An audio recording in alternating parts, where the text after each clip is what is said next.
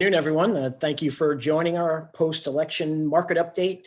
I'm Jeff Carbone, Managing Partner of Cornerstone Wealth, joined today by Cliff Hodge, our Chief Investment Officer. Welcome, Cliff. Thanks, Jeff. Great to be with you. Yeah, absolutely. I know we've got a few more folks joining in, so I'll talk a little slower. I'm going to say ugly day in the markets, ugly day here in North Carolina as we got a lot of rain, a lot of flooding going on. So I hope everyone is staying safe if they're out and about today. Hope all your families are healthy and well. And with Veterans Day passing yesterday, I'd like to thank all those who served and continue to serve our country for our freedoms. Our admiration and appreciation goes out to everyone. It's now about 10 days since Election Day, and to no one's surprise, as we woke up on November 4th, the morning of, the election results were unknown, although clear indication of a blue wave sweep was diminished, but not totally out of the realm of possibility still at this time. Markets reacted positively to the potential outcome of a divided government. Took us till Saturday morning when the 46th president was announced and Joe Biden won enough electoral votes, although we know it has not been officially called, looking to be about in his favor around 290 electoral votes at this time.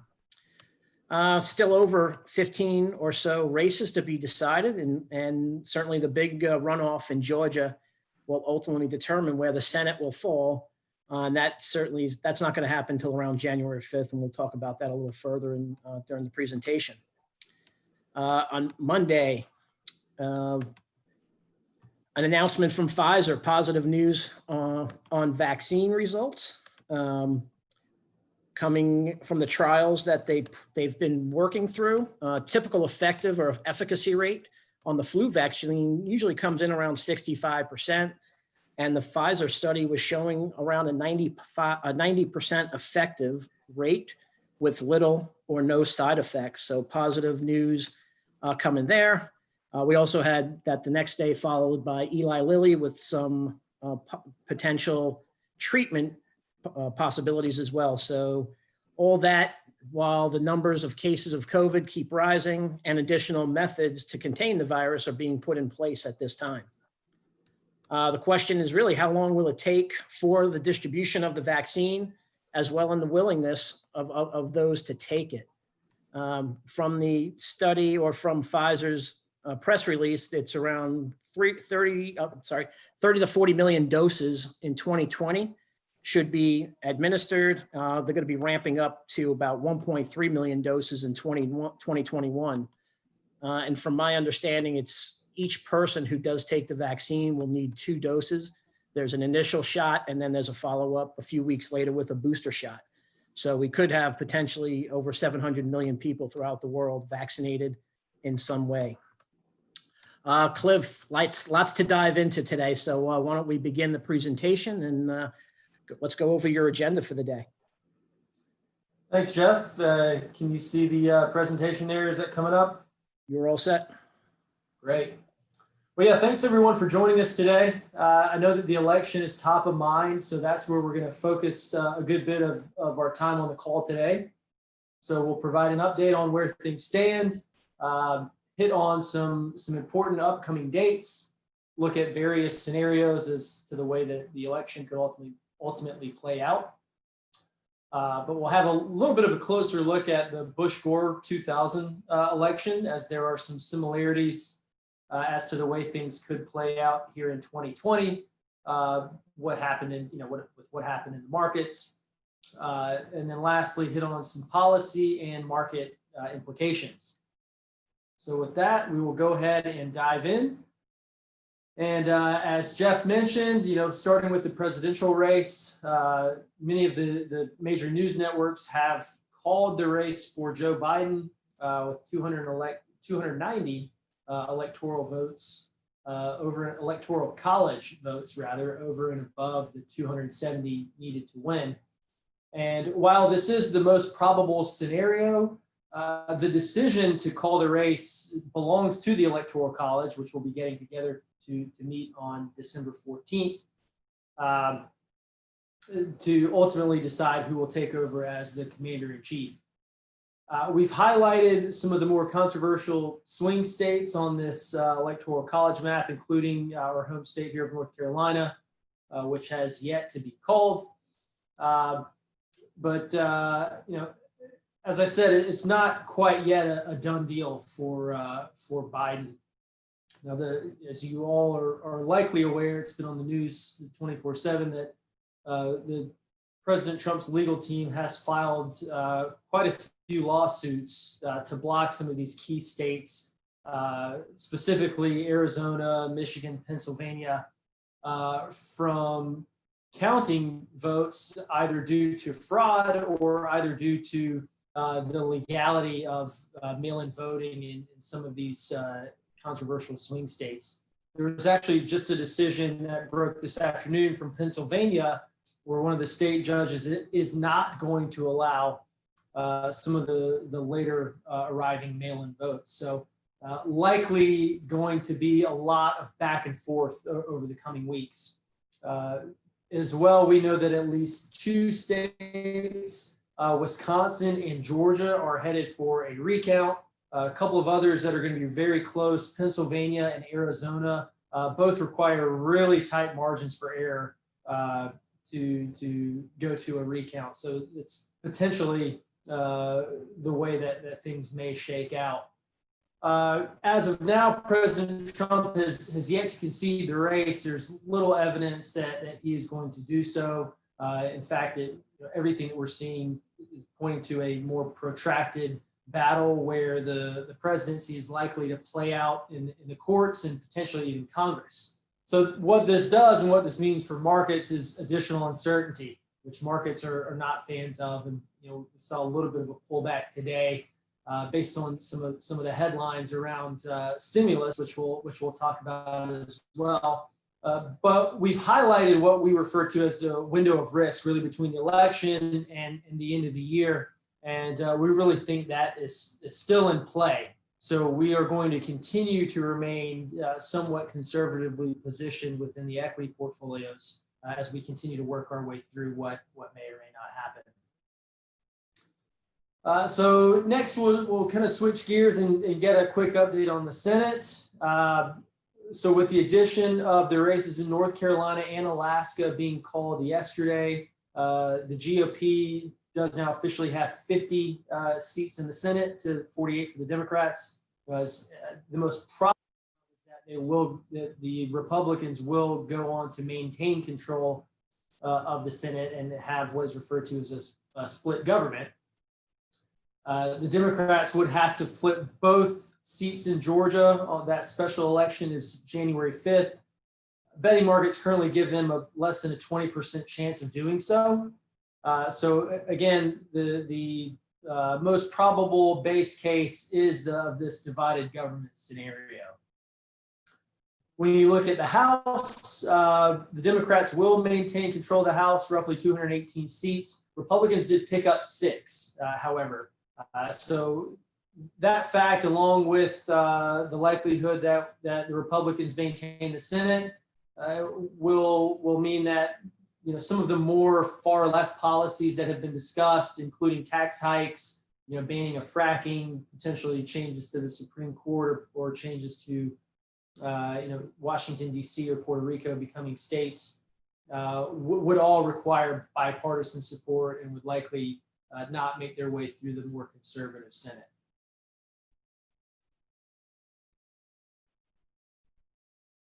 Next, we'll just hit on I'll call out a couple of important dates here between now and really the end of the month. There's going to be a lot of back and forth on voting and court challenges. A couple of the more important dates to call out: December 8th is what is known as the safe harbor deadline.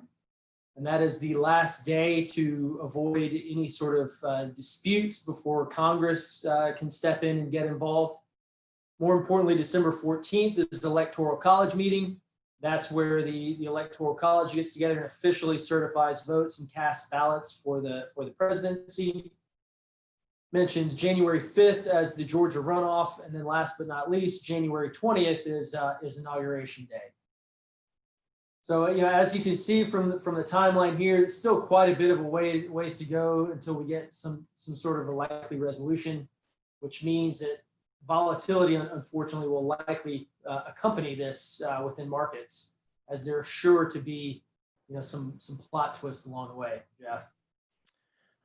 Well, thanks, Cliff. I mean, you went over a lot of where we are and the important dates. So let's maybe dive a little deeper into a few other election scenarios that we may play out. But before you do, just want to remind, if there is any questions that anybody has, you certainly submit them. We'll try and get to them at the end of the session for those that do come in. If you want to talk one-on-one, certainly shoot us an email. Or give us a call, and we'll do that as well. Yeah, absolutely. And we'll keep a lot of the scenario analysis high level. I mean, this thing could go in one of many different directions, but perhaps the most straightforward scenario would be that top bullet point where President Trump were to go ahead and concede. As I said before, we have zero evidence that will happen. So it's likely that the election will play out in various levels of courts, right? So, some of the state courts, the appellate courts, and then ultimately the Supreme Court could get involved, like it did in the year 2000 for Bush and Gore, and we're gonna talk about that in a second. I would say the most interesting scenario would be kind of this last bullet point here. If the outcome of the election is still undecided by Inauguration Day, the way that the Constitution is set up, the Speaker of the House, so Nancy Pelosi, would assume temporary powers until the election result was resolved. I say that there's very little chance of this happening. It's actually never happened before in U.S. history, but we are talking about 2020, so at this point, you just never say never. But, I mentioned 2000. That's a pretty interesting comp. So we went back, as often we do on the investment side, being students of history, and wanted to understand the timeline, what happened, and then importantly, the market impacts. And so, as you'll remember, in 2000, the presidential election came down to just a few counties in the state of Florida.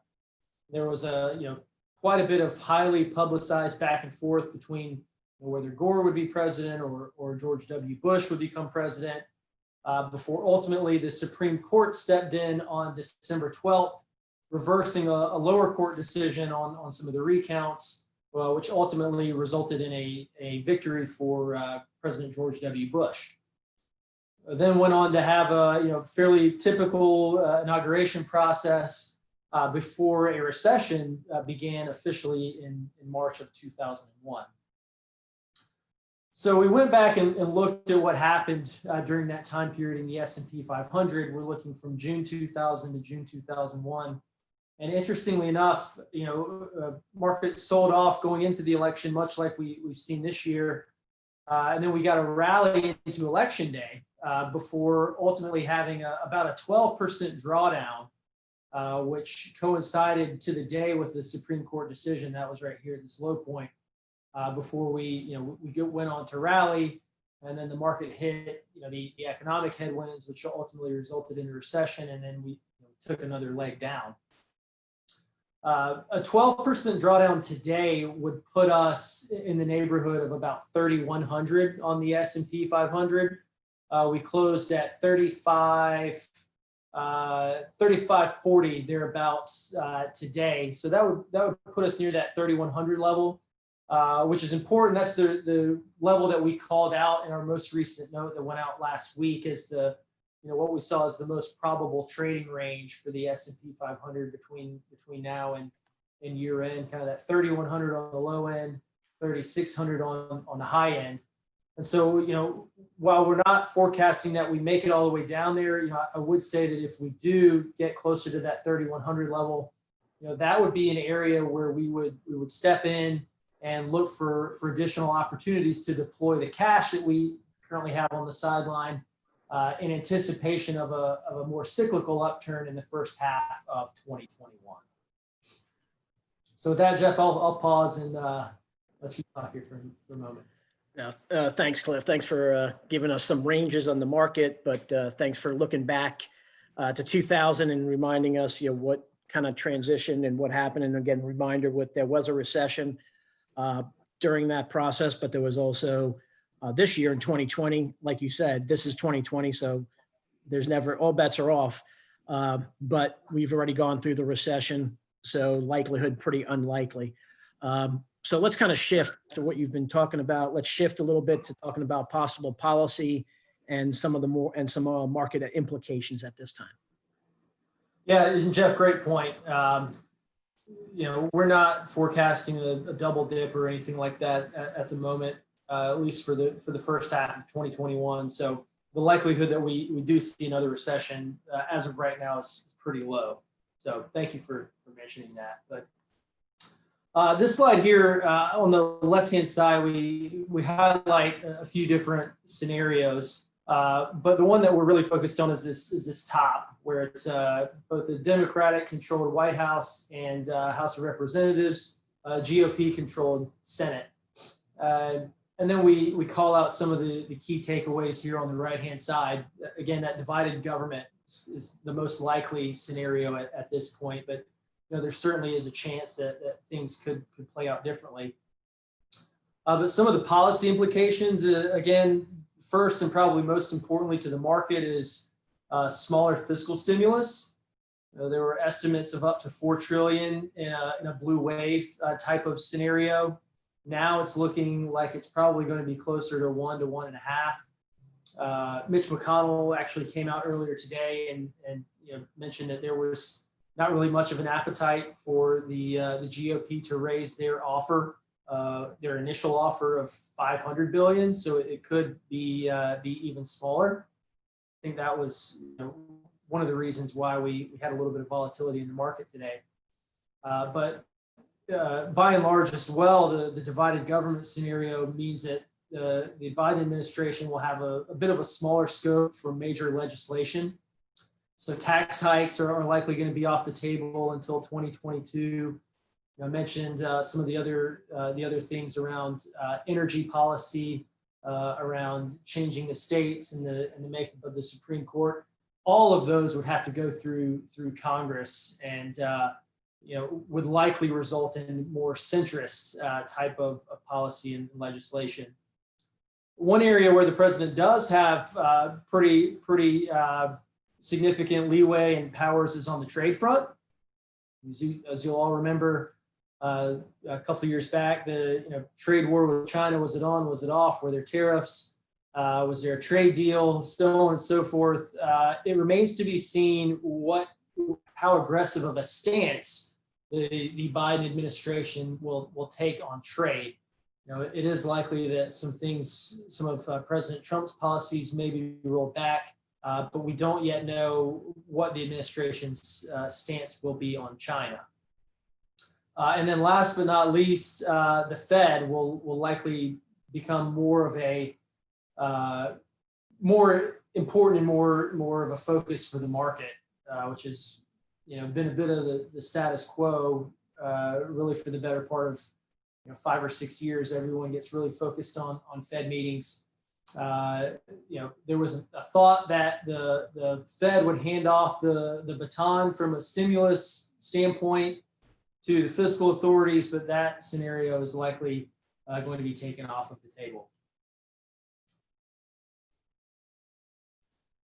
So what are the market implications? Again, as fans of history, we went back and have looked at data to understand various return regimes. This data set here on the left goes back to 1950. And what you see is that split Congress is actually the most beneficial on average for the S&P 500. The average returns near 20% in a split Congress scenario.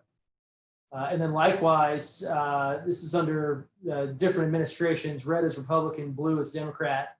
The markets, again, historically have fared pretty well under a Democratic White House and a split Congress, which is the scenario that we find ourselves in now. But that being said, for us, and you've heard us talk ad nauseum at this point about our process, but that's really where we focus. Because while in the short term, there will likely be noise in the markets, additional volatility as headlines swing either way with results of the election. Over the long term, we're going to continue to focus on the things that drive returns, and for us, that's the quads. As Jeff likes to mention on the calls, the 3 Ps: planning, process, and patience. That is where we will continue our focus on the investment side. And so for us, when we think about our framework with the quads, we're going to be going from the highest probability scenario, rather, is that we go from this quad 3 where we are now, where growth slows, inflation accelerates, into quad 2, where growth begins to reaccelerate year over year. And so historically, what that means is that you go from a fairly flat market in quad 3 with about a 50-50 chance of making money in a given quarter to positive expected return with the hit rate closer to 70. So it's typically much more favorable for risk assets.